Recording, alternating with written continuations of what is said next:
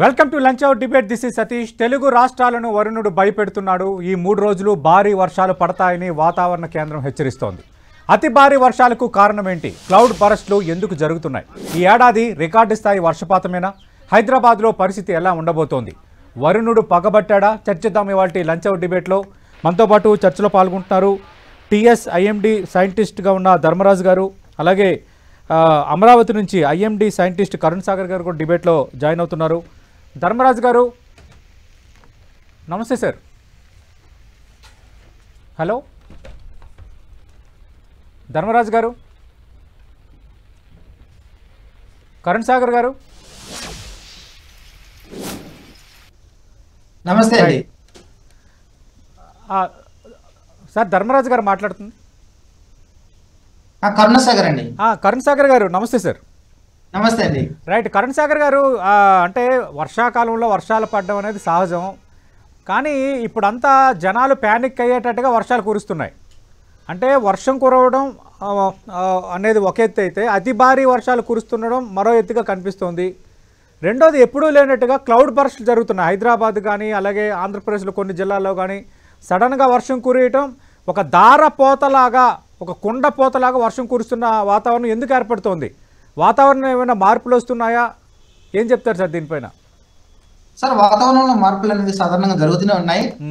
మనం సాధారణంగా వింటున్నాం గ్లోబల్ వార్మింగ్ అనే ఇవన్నీ కూడా, కానీ ప్రతిదాన్ని కూడా దాన్ని లింక్ చేయడం సరికాదు. కానీ దాదాపుగా మనకు గ్లోబల్ వార్మింగ్ తోనే మనకి అత్యంత ఉష్ణోగ్రతలు అలాగే అత్యంత భారీ వర్షాలు కూడా రావడం జరుగుతుంది. సాధారణంగా మనం చూసినట్లయితే మనం ఎల్ఆర్ఎఫ్ ఇస్తుంటాం, లాంగ్ రేంజ్ ఫోర్కాస్ట్ ఇవంతా కూడా. So June, July, August, September అని ఈ 4 months తీసుకుంటాం మాన్సూన్ పీరియడ్ అని. సో సాధారణంగా మనకు ఇంత ముందు చూసినట్లయితే పాత రోజుల్లో దాదాపుగా నెంబర్ ఆఫ్ రెయినీ డేస్ అనేది కంటిన్యూగా దాదాపు 1 to 2 days అలాగ వచ్చేది ఆన్ యావరేజ్. కానీ ఇప్పుడు నెంబర్ ఆఫ్ రెయినీ డేస్ అనేది తక్కువ వస్తుంది, కానీ టోటల్ అమౌంట్ ఆఫ్ రెయిన్ఫాల్ చూస్తే ఈక్వల్గా ఉంది. సేమ్ ఇంతకుముందు ఎలాగ ఉంటుంది అలాగ ఉంటుంది. అంటే దీని అర్థం ఏంటంటే నెంబర్ ఆఫ్ రెయినీ డేస్ తగ్గినప్పటికీ కూడా వచ్చిన రోజుల్లో అత్యధిక వర్షపాతాలు వస్తున్నాయి. దానివల్ల మనకు భారీ నుండి అతి భారీ వర్షాలు కూడా రావడం జరుగుతున్నాయి సార్.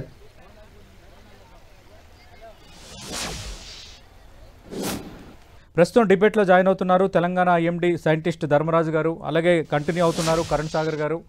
ధర్మరాజు గారు, జిల్లాల్లో అంతా ఒక ఎత్తు, తెలంగాణలో ఆంధ్రప్రదేశ్లో జిల్లాలో ఒక ఎత్తు, కానీ ఇక్కడ హైదరాబాద్ ఒక ఎత్తు అన్నట్టుగా మారిపోయింది. కరెక్ట్గా ఒక 4 రోజుల కిందట హైదరాబాద్లో సడన్గా జరిగిన క్లౌడ్ బరస్ట్ స్థాయి వర్షానికి ఒక్కసారిగా జనజీవనం అస్తవ్యస్తం అయిపోయింది. అందరూ షాక్ గురైపోయారు. గంటల తరబడి ట్రాఫిక్లో చిక్కుకుపోయిన పరిస్థితి. మళ్ళీ అలాంటి వాతావరణం ఏమైనా ఉందా హైదరాబాద్కి? హైదరాబాద్ పరిస్థితి ఏంటి? ఈ రానున్న 24 గంటలు, 48 గంటలు, 72 గంటలు ఏం చెప్తారు సార్ ధర్మరాజు గారు? ప్రధానంగా ఇక్కడ మీకు అర్థం చేసుకోవాల్సింది ఏంటంటే, క్లౌడ్ బర్స్ట్ కి మనకి కురుస్తున్న వర్షాలని మనం ఎప్పుడు లింక్ చేయకూడదండి. ముఖ్యంగా క్లౌడ్ బర్స్ట్ అనగానే ఒక గంటలో విస్తారంగా వర్షం అనేది, అంటే మేఘం స్తంభించడం కానీ మేఘం విస్ఫోటనం అనేది జరిగినప్పుడు మాత్రం విస్తారంగా అనేది వర్షం అనేది ఒక గంటలో 20 సెంటీమీటర్లకు పైబడి వర్షం వచ్చినప్పుడు మాత్రం క్లౌడ్ బర్స్ట్ అనే టెర్మినాలజీని మనం సర్వసాధారణంగా వాడుతుంటాము. సో మొన్నటి వరకు కురిసిన వర్షాలు అనేవి మనకి 3 నుంచి 4 గంటల వరకు కూడా కురిశాయి. కాబట్టి మనకి ఇటు హైదరాబాద్ 2 ట్విన్ నగరాలు కూడా జంట నగరాలు 2 చూసుకున్నా, ఇటు శేర్లింగంపల్లి ఇవన్నీ చూసుకున్నప్పటికీ కూడా ఈ విస్తారమైనటువంటి వర్షాల వల్ల మనకి ఇట్లాంటి ఒక చిన్నపాటి వరద లాంటి తీవ్రత అనేది మనం చూసామండి. అంటే ధర్మరాజు గారు, రానున్న 24 గంటల్లో హైదరాబాద్ లో పరిస్థితి ఎలా ఉండబోతుంది సార్, గ్రేటర్ హైదరాబాద్ పరిధిలో? ముఖ్యంగా గత 2 రోజుల నుంచి కూడా మేము ముందుగానే హెచ్చరికలు అనేవి జారీ చేయడం జరుగుతుందండి. నిన్న కూడా మన సీఎం క్యాంప్ ఆఫీస్ లో సంబంధించిన అధికారులను కలవడం, వారికి యొక్క వాతావరణ విశ్లేషణ అంశాలను వాళ్ళకి ముందుగానే తెలియపరచ, ఇందాక ఏదైతే మేడం చెప్పారో ప్రస్తుతం నెలకొల్బడినటువంటి ఉపరితల చక్రవాకాలు, అట్లాగే ద్రోణులు, ఈవెన్ చూసుకున్నట్లయితే అల్పపీడన ప్రభావం కూడా ఉభయ తెలుగు రాష్ట్రాల మీద ఉంది. కాబట్టి ఇట్లాంటి విపరీతమైనటువంటి వర్షం అనేది నమోదయ్యే అవకాశాలు ఈ రోజు రేపు ఉన్నాయనేసి సూచిస్తున్నామండి. అంటే హైదరాబాద్లో ఏ ప్రాంతాల్లో భారీ వర్షం కురిసే ఛాన్స్ ఉంది సార్? ఈ రోజు మొత్తం హైదరాబాద్ సిటీ అంతా కూడా మనం భారీ నుంచి అతి భారీ వర్షం అనేది సూచించడం అనేది జరిగింది. ఇప్పటికీ కూడా మనకి ఉన్నటువంటి హైదరాబాద్ ప్రాంతాన్ని అంతటినీ కూడా 38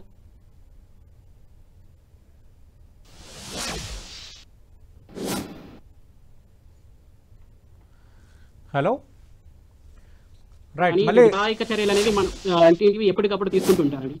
రైట్ ధర్మరాజు గారు మీరు లైవ్లోనే ఉండండి. కరణ్ సాగర్ గారు, ప్రధానంగా ఆంధ్రప్రదేశ్లో ఏ జిల్లాలకు అతి భారీ వర్ష సూచన ఉంది? సార్ యాక్చువల్గా మన తెలంగాణ డైరెక్టర్ మేడం గారు చెప్పినట్లుగా పశ్చిమ మధ్య మరియు వాయు బంగాళాఖాతంలో ఈ రోజు ఉదయం ఒక అల్పపీడనం ఏర్పడడం జరిగింది. ఇది పశ్చిమ వాయువ్య దిశగా కదిగి మరింతగా గుర్తించబడినటువంటి అల్పపీడనంగా రేపటికి మారే అవకాశం ఉంది, అంటే రానున్న 24 గంటల్లో. సో దీని ఫలితంగా ఈ రోజు చూసినట్లయితే మనకు రాష్ట్రంలో విస్తారంగా వర్షాలు కురిసేదానికి అవకాశం ఉంది. తేలికపాటి ఒక మోస్తరు వర్షాలు మనకు అనేక చోట్ల వచ్చేదానికి అవకాశం ఉంది.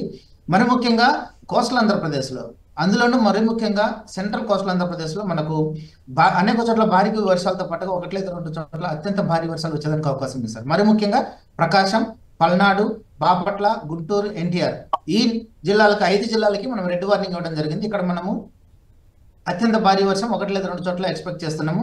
దాని పక్కన ఉన్నటువంటి కర్నూలు, నంద్యాల, నెల్లూరు, కృష్ణా, ఏలూరు, వెస్ట్ గోదావరి ఈ జిల్లాలకి ఆరెంజ్ వార్నింగ్ ఇవ్వడం జరిగింది, అంటే భారీ నుండి అతి భారీ వర్షాలు రావడానికి అవకాశం ఉంది.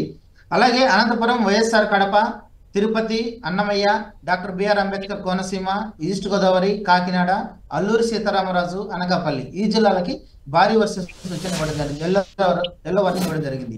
అది ఈ రోజుకి. దీంతో పాటుగా మనము గంటకు 50 నుండి 60 కిలోమీటర్ల వేగంతో గాలులు వీచే అవకాశం ఉందని హెచ్చరికలు జారీ చేశాము. అలాగే ఉరుముల మెరుపులు కూడా సంభవించే అవకాశం ఉంది. ఇక రేపటి రోజున మనకు కొంచెం వర్షపాతం తగ్గి భారీ నుండి అతి భారీ వర్షాలు మనకు కోస్టల్ ఆంధ్రప్రదేశ్ లో వచ్చేదానికి అవకాశం ఉంది. మరి ముఖ్యంగా ప్రకాశం, పల్నాడు, రేపు ప్రకాశం, పల్నాడులకు ఆరెంజ్ వార్నింగ్ ఇవ్వడం జరిగింది. ధర్మరాజు గారు, రేపటి పరిస్థితి ఎలా ఉండబోతుంది సార్? అంటే హైదరాబాద్ మొత్తం ఎఫెక్ట్ కాబోతుంది అంటున్నారు కదా, అంటే ఎక్కువ అతి భారీ వర్షాలు పడే సూచన ఏ ప్రాంతంలో ఎక్కువగా ఉంది సార్? ఈ రోజు కనుక చూసుకున్నట్లయితే సుమారు 10 జిల్లాలకు రెడ్ కలర్ హెచ్చరికలు అనేవి జారీ చేయడం జరిగిందండి. అట్లాగే రేపటికి కూడా చూసుకున్నట్లయితే ఇటు మెదక్, అలాగే సంగారెడ్డి, వికారాబాద్ 3 జిల్లాలకు ఈ యొక్క రెడ్ కలర్ హెచ్చరికలు అనేవి జారీ చేయడం జరిగింది. మిగిలిన తూర్పు తెలంగాణ జిల్లాలు, అలాగే పశ్చిమ తెలంగాణ జిల్లాల్లో కూడా భారీ వర్షాల నుంచి కొన్ని జిల్లాల్లో అతి భారీ వర్షాలు కూడా కొనసాగే అవకాశం అయితే కనిపిస్తుందండి. సో రెడ్ హెచ్చరికలతో పాటు ఆరెంజ్ హెచ్చరికలు కూడా రేపు కొనసాగే అవకాశం స్పష్టంగా కనిపిస్తుందండి. అంటే హైదరాబాద్ నగరవాసులకి మీరు చేసే సూచన ఏంటి సార్? ఈ 3 రోజులు ఎలా ఉండాలి? ముఖ్యంగా చూసుకున్నట్లయితే మనకి ఎక్కడైతే లోతట్టు ప్రాంతాలు ఉన్నాయి, ఇప్పటికే జిహెచ్ఎంసీ వారు 38 సర్కిల్స్ ని మొత్తం సిటీ అంతటిని కూడా 38 సర్కిల్స్ కింద తయారు చేసుకుని ఒక క్రమ పద్ధతిలో ఈ యొక్క నైరుతి ఋతుపవనాలకు సంబంధించినటువంటి కార్యపాలనను అనుసరిస్తూ ఉన్నారు. ముఖ్యంగా లోతట్టి ప్రాంతాల ప్రజలను ఎప్పటికప్పుడు ఎక్కడైతే వర్షపు నీరు అనేది పెరుగుతుందో ఆ సమయాల్లో మాత్రం సంబంధించిన మున్సిపల్ అధికారులకు కానీ సంబంధించినటువంటి అధికారులకు, రెస్క్యూ టీమ్స్ కి ఎప్పటికప్పుడు ఈ యొక్క వర్షం కురిసిన తర్వాత పెరిగేటువంటి వర్షపాతం నీటి మట్టాన్ని ఎప్పటికప్పుడు తెలియచేయడం, అలాగే ఎక్కడైతే మనకి మ్యాన్ హోల్స్ ఉన్నాయో లేదు అంటే ఎక్కడైతే వర్షం నీరు అనేది పేరుకుంటుందో అక్కడ మాత్రం రద్దీ ఉన్న ప్రదేశాల్లో, ముఖ్యంగా ట్రాఫిక్ జామ్స్ అయ్యే ప్రదేశాల్లో కూడా ట్రాఫిక్ సిబ్బంది గుర్తించడం అనేది జరిగింది. సో ఇప్పుడు ఇస్తున్నటువంటి హెచ్చరికలు అనేవి ప్రతి గంటకు వర్ష తీవ్రతను బట్టి ప్రతి గంటకు ఒక బులెటిన్ అనేది, వాతావరణ బులెటిన్ అనేది రిలీజ్ చేయడం. సో ఈ బులెటిన్స్ అనేవి సంబంధించిన అధికారులకు సంబంధించినటువంటి సర్కిల్స్ కూడా మనం సర్క్యులేట్ చేయడం వల్ల వాళ్ళు ముందస్తుగానే ఈ యొక్క వర్షానికి సంబంధించినటువంటి చర్యలు అనేవి తీసుకునే అవకాశం ఉంటుందండి. అంటే ధర్మరాజు గారు, ఎందుకు సర్వసాధారణంగా సాయంత్రం పూట చాలా భారీ వర్షాలు కురుస్తున్నాయి సాయంత్రం 4 తర్వాత? దానికి ఏమైనా ప్రత్యేక కారణం? ఇక్కడ మీరు గమనించవలసింది ఏంటంటే గత కొన్ని రోజులుగా కూడా వర్షాలు కురిసి మేఘకృతమైనటువంటి వాతావరణం ఉన్నప్పటికీ కూడా మనకి నమోదవుతున్నటువంటి ఉష్ణ తీవ్రతను కూడా మనం పరిగణనలో తీసుకుంటే ఈ రోజు కూడా ఇటు భద్రాద్రి కొత్తగూడెంలో మనకి 34.4 డిగ్రీల వరకు కూడా ఉష్ణ తీవ్రత అనేది కొనసాగుతుంది. సో సుమారు 30 నుంచి రాష్ట్రంలో 30 నుంచి 34 డిగ్రీల వరకు కూడా ఎండ తీవ్రత అనేది కొనసాగుతుంది. ఒక విధంగా చూసుకుంటే సాధారణ సగటు కంటే 1-2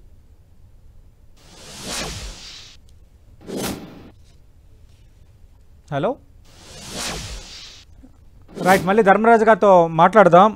అంటే కరుణ్ సాగర్ గారు, మీరు స్టార్టింగ్లో ఒక మాట చెప్పారు, అంటే గతంతో పోల్చుకుంటే వర్షం పడే రోజులు తగ్గాయి కానీ వర్షపాతం ఎక్కువ నమోదు అవుతుందని, ఇది మంచి సంకేతమేనా? అంటే వర్షం కురిసే రోజులు తగ్గి వర్షపాతం ఎక్కువ నమోదు అవుతుండడం అనేది ప్రమాదకర సంకేతంగా ఏమైనా చూడాలా?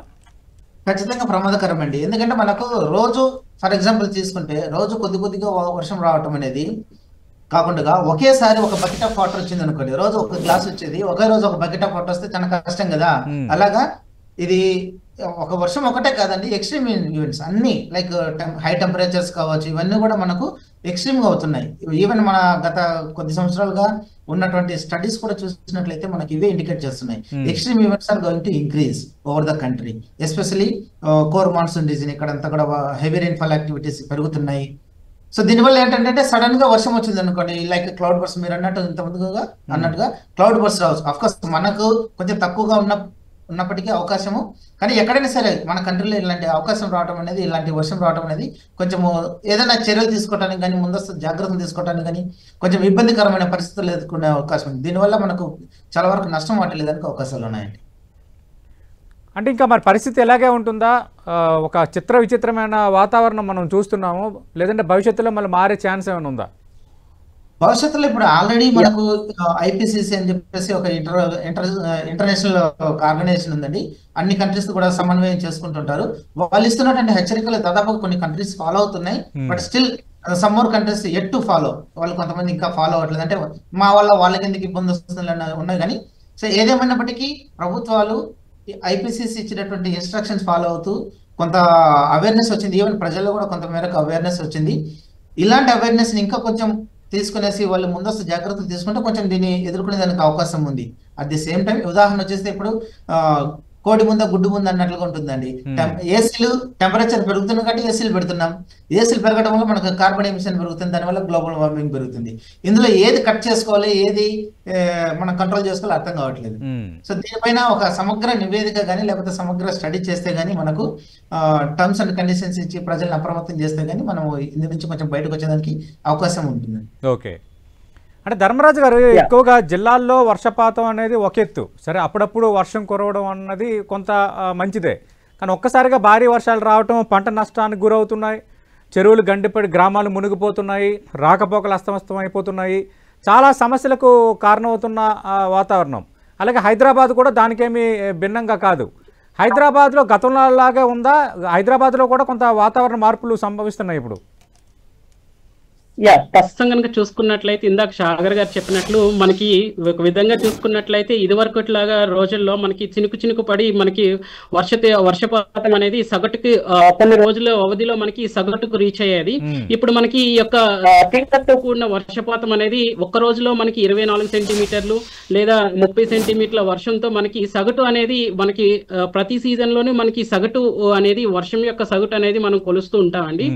సో ఒక విధంగా చూసుకున్నట్లయితే ప్రస్తుతం కురుస్తున్న వర్షాల వల్ల మనకి అనుకున్న సగటుని మనం రీచ్ అవుతున్నాం, కానీ ఒక విధంగా ఇది ఆస్తి నష్టానికి పంట నష్టానికి ఒక విధంగా అన్ని విధాల ఇలాంటి తీవ్రతతో కూడిన వర్షాలు అనేవి నష్టాన్ని చేకూరుస్తూ ఉంటాయండి.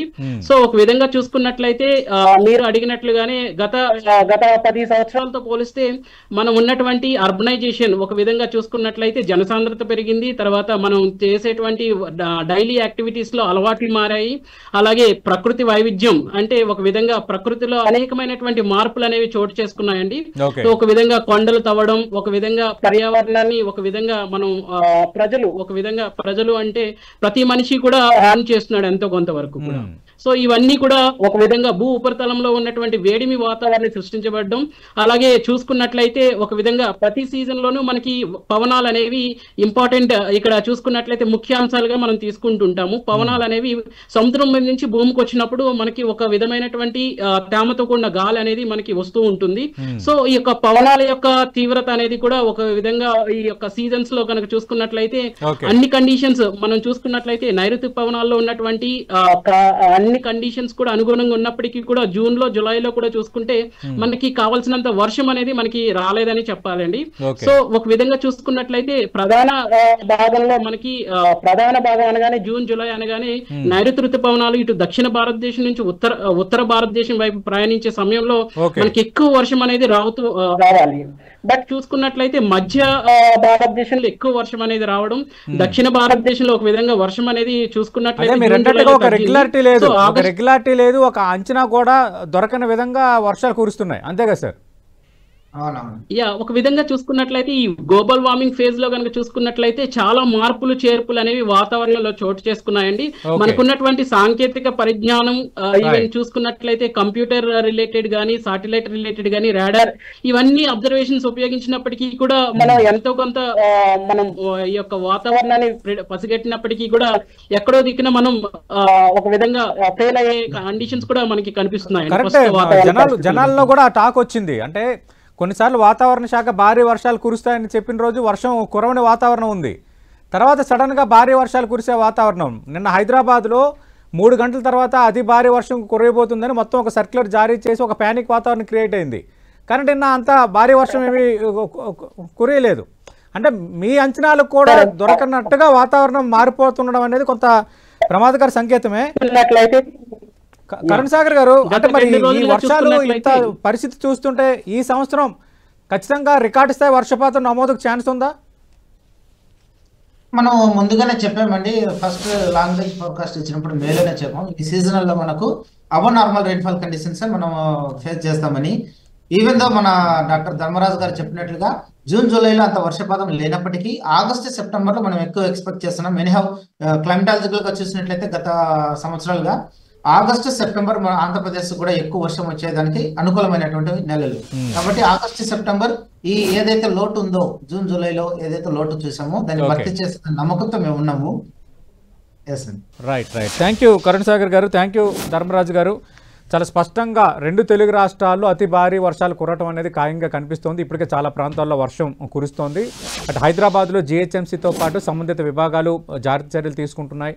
2 తెలుగు రాష్ట్రాల ప్రభుత్వ యంత్రాంగాలు మొత్తం పనుల్లో నమ్మకమైన వాతావరణం అయితే కనిపిస్తోంది.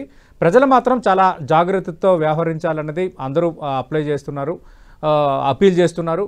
ఎట్ ది సేమ్ టైం అటు స్కూళ్ళకి కూడా ఆఫ్ డే, కొన్ని జిల్లాల్లో స్కూళ్ళకి అయితే పూర్తి స్థాయిలో సెలవు కూడా ప్రకటించిన వాతావరణం అయితే ఉంది. భారీ వర్షాల ఖాయం, మనం జాగ్రత్తగా ఉండటం అనేది కీలకమైన అంశంగా కనిపిస్తోంది. అంతకు మించి మా ఊహకు అందనట్టుగా విచిత్ర వాతావరణం ఏర్పడుతోంది, వాతావరణ మార్పులు జరుగుతున్నాయని స్వయాన వాతావరణ శాఖ అధికారులు చెప్తున్నారంటే, అంటే ఎప్పుడు ఏం జరుగుతుందో ఎక్స్పెక్ట్ చేయలేనంతగా గ్లోబల్ వార్మింగ్ ఎఫెక్ట్ పడిపోయిందన్నది మనకి క్లియర్ కట్గా కనిపిస్తోంది. ఇది వాటి లంచ్ అవుట్ డిబేట్.